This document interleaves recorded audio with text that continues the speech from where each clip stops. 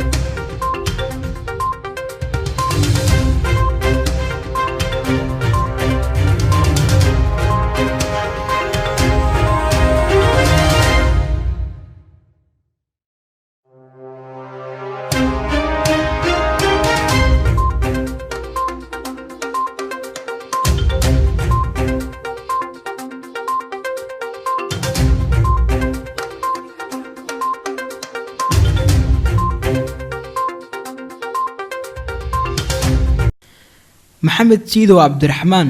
ayaa dhamaadkii sanadkii 2015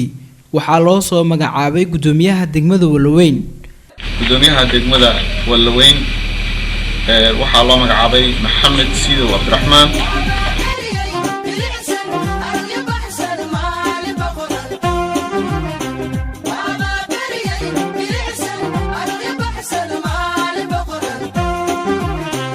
مولانا نبينا محمد وعلى آله وصحبه وسلم. ما أنت أول مالن 4 ساعدنا هاي تسديسة أفضل يشد دقيقة ساعدنا وقت كان أنت وراده أو أكثر يجيونا أو مقاتلك إن نقول يجي محمد سيدو عبد الرحمن ما شاء الله أو ما ارتحلك نقول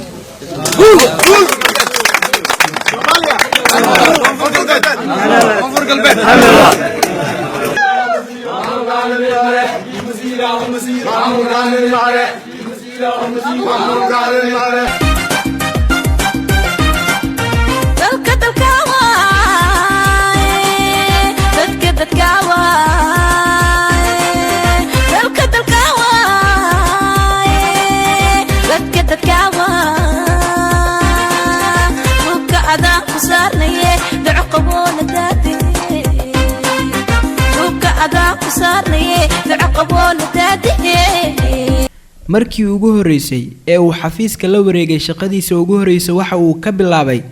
dhismaha xarunta maamulka degmada Walaweyn oo loo dhisay hab casri ah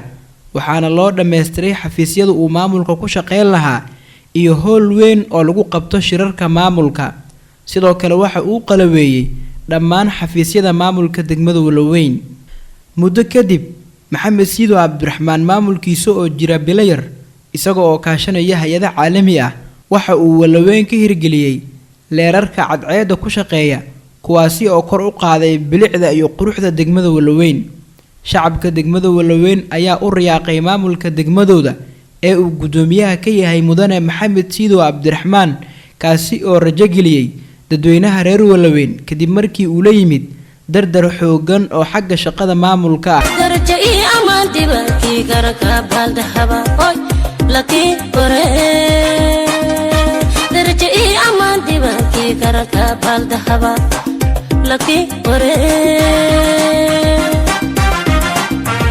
والكديدا ملا ويكو دمبوي دتكا واكيديلي والكديدا ملا ويكو دمبوي دتكا واكيديلي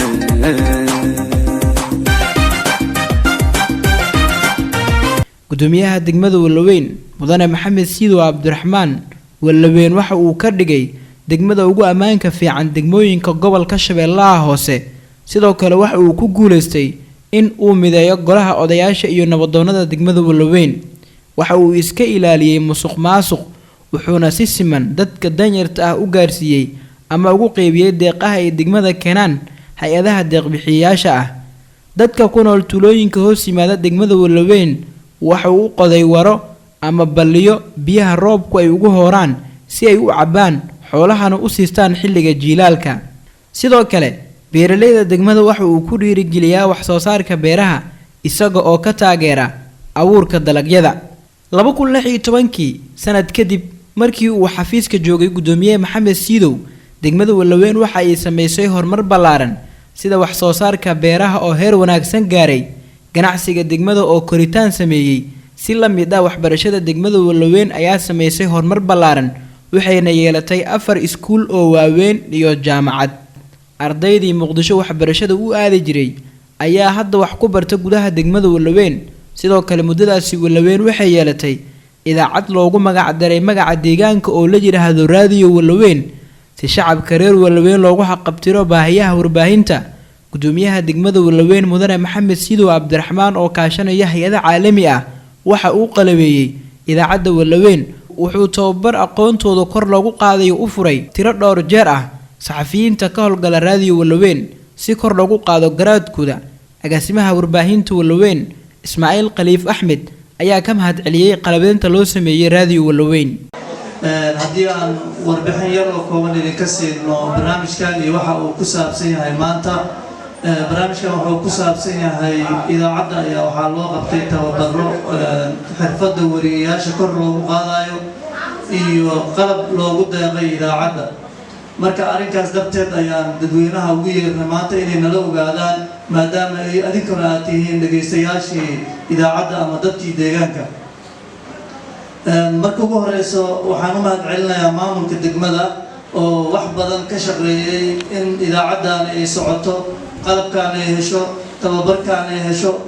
u mahad celinaynaa gudoomiyaheena degmada Maxamed Siidow Cabdiraxmaan midda kale barnaamijka hadda socda markuuna oo ku hadalno waa barnaamij ku saabsan qalab idaacadda degmada Walaweyn ama radio degmada Walaweyn leenshaani oo idaacadda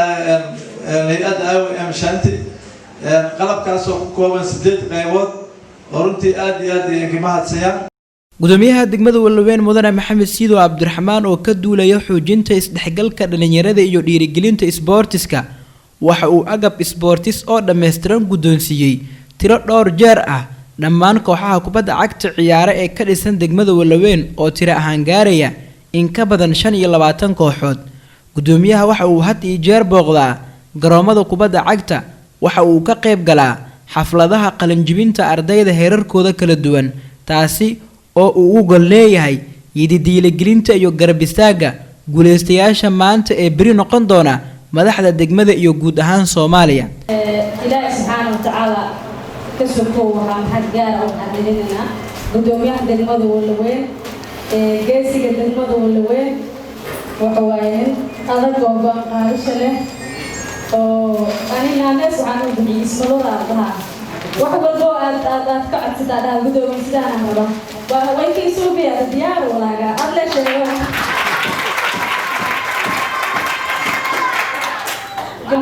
ma jiro gudoomiye intaan arkay nin kugu heeso tartanka Abdullaahi Waafo waa gudoomiye marka baahnimada marka maasha Allah aad u mahadsantahay gudoomiye marka laga yimaado intaasi oo idil gudoomiyaha degmada Walaweyn mudane Maxamed Siidow waxa uu waqti geliyay ka warqabka hablaha iyo hooyooyinka degmada Walaweyn isaga oo kaashanaya dowlad goboleedka Koonfur Galbeed iyo maamulka gobolka Shabeellaha Hoose waxa uu u furay tiro dhowr jeer ah tababaro kor loogu qaadayo garaadka aqoontooda waxa uu haweenku siiyay xafiis ayaga u gaara kaasi oo uu dalbaday in loo qalabeeyo maysin sheega horta ururka haweenka degmada Walaweyn xafiis in siido ina isin dhataan ma aba Walaweyn maysin sheegay xafiisku ma albaabkiisu ku hirinay meel rabtaan isku galaane wal maamul gacantiisa jir wiligiin wayteena horta maysin sheegay maxana dadka martida hadalin kooyeen taas ma ogiyaan laakiin iyaga taas in ogayne maysin ballan qaadane insha Allah xafiiskan sidii ahay si ku daran ina siin iyo hal qolna oo fur gaar ah la siin si doona diilaara halku nagada hal xafiis ma codsadaane xildhibaanada Koonfur Galbeed gudoomiyaha gobolka ee haweenka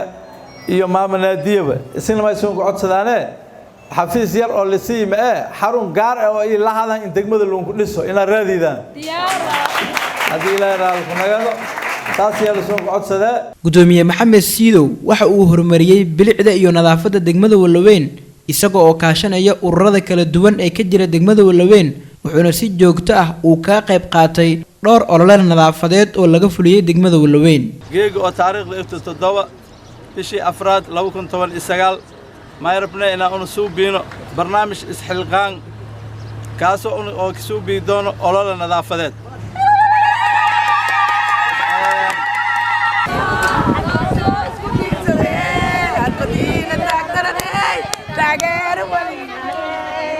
horumarada kale ee uu ku tallaabsaday maamulka maxamed siidow waxaa qayb ka ah in idaacad ku hadasha afka maamulka koonfur galbeed anteenkeeda laga taagay degmada Walaweyn taasi oo uu xadhiga ka jiray wasiirka wasaaradda warfaafinta maamulka koonfur galbeed ugaas xasan. gudoomiyaha degmada Walaweyn ayaa shacabka ugu baaqay in ay ilaalsadaan idaacadan ku hadasha afka koonfur galbeed. dhamaantii aad iyo aad ayaan mahadsanyahay in geeglisna daarsiyo oo wasaaradda warfaafinta iyo wacyigelinta koonfur galbeed sina daarsiidi raadi dowlad goboleedka koonfur galbeed in geeg macnaha lagu dhageensado karo degmada Walaweyn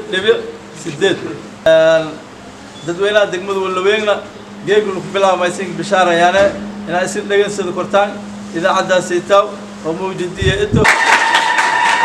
shacabka degmada Walaweyn ayaa dhankooda soo dhaweeyay raadiyaha koonfur galbeed ee degmadooda laga hirgeliyay. dowladda koonfur galbeed shacabkiina ina dadka mas'uulka intiin iyo una ina dadkii mas'uulka intiin si baayaan isagna gacmo furan iska dhawaada waa bilaahi tawfiiq. sidoo kale gudoomiyaha Walaweyn mudane maxamed siidow waxa uu shacabka reer Walaweyn u dhisay suuq weyn oo ka kooban qaybo kala duwan kaasi oo bulshada ay u riyaaqeen. sidoo kale Walaweyn waxay yeelatay garoon sallax ah oo dhalinyaradu ay ku ciyaaraan kubadda cagta maalin iyo habeen. si la mid ah saldhigga booliiska degmada Walaweyn ayaa lagu sameeyay dib u dayactir xoogan oo wax ka bedelay bilicda saldhigga booliiska degmada Walaweyn. dhismaha xarunta karantiilka shuban biyoodka waxa ay qayb ka ahayd qorshihii guuleystay ee qalinka lagu qoray sanado ka hor. Walaweyn waxaa ka dilaacay cudurka shuban biyoodka. gudoomiye maxamed siidow waxa uu geed dheer iyo mid gaaban u fulay hirgelinta goob lagu karantiiro dadku cudurku soo rito taasi oo ugu dambeyn uu ku guuleystay dhisideeda isaga oo kaashanaya dhaqaatiir waqtiga Walaweyn ka howlgalaysay. sidoo kale gudoomiye maxamed siidow waxa uu isku howlay sidii daawooyin loogu heli lahaa dadku cudurku soo rito. saddex qaybood iyo codsi indirsadaan oo maamulada dawliga dawladda federaalka ee Soomaaliya guddiga gurmadka abaaraha qaranka maamulka dawliga ee maamulka koonfur galbeed guddiga gurmadka abaaraha ee maamulka koonfur galbeed hay'adaha WHO UNICEF. gudoomiye maxamed siidow qaar ka mid ah tuulooyinka Walaweyn waxa uu ka hirgeliyay xarumo gaar ah oo loogu talagalay naaxinta hooyada iyo dhalaanka. mudane maxamed siidow waxa uu ku guuleystay martisoorka iyo soo dhaweynta laba madaxweyne uu maamulka koonfur galbeed yeeshay kuwaasi oo booqasho ku yimid degmada Walaweyn. marka hore gudoomiye maxamed siidow waxa uu saldhigga Bilidoogle ku soo dhaweeyay isla markaana uu kulan kula qaatay madaxweynihii koowaad ee maamulka koonfur galbeed Shariif Xasan Sheekh Aadan oo ay ka wada hadleen arrimo ay ka mid ahaayeen adkeynta ammaanka iyo ciidamo u sameynta gobolka Shabeellaha Hoose. madaxweynihii kursiga kala wareegay Shariif Xasan mudane Cabdicasiis Xasan Maxamed Laftagareen ayaa markiisa Walaweyn ku yimid booqasho rajo gelisay shacabka degmada Walaweyn. gudoomiye maxamed siidow Cabdiraxmaan iyo shacabkiisa reer Walaweyn ayaa si wada jir ah oo siman u soo dhaweeyay madaxweyne Laftagareen iyo wafdigiisa.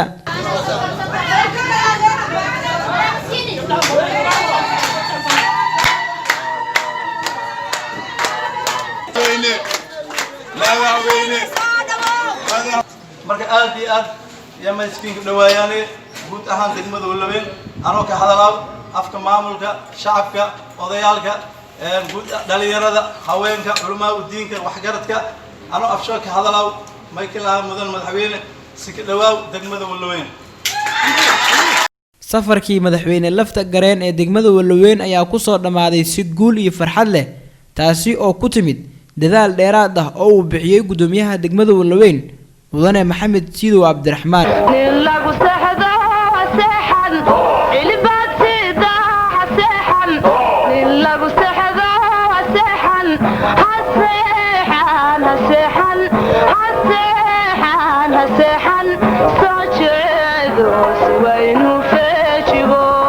mudane maxamed siidow cabdiraxmaan gudoomiyaha degmada Walaweyn sanadkan 2020 waxa uu dhagax dhigay dhismaha wadooyin laami ah oo laga hirgelinayo gudaha degmada Walaweyn shacabka reer Walaweyn ayaa si aad ah u soo dhaweeyay dhismaha wadooyinkan ayaga oo gudoomiye maxamed siidow kaga mahadceliyay sida har iyo habeen uu ugu taagan yahay u shaqeynta shacabka iyo horumarinta bilicda degmada Walaweyn markii ay dagaal beeleedyadu ka dhaceen degmada Walaweyn gudoomiyaha degmada Walaweyn mudane maxamed siidow cabdiraxmaan waxa uu halgan dheer u galay dejinta dadka shacabka ah waxa uu ganacsatada ku dhiirigeliyay dib u furida goobaha ganacsiga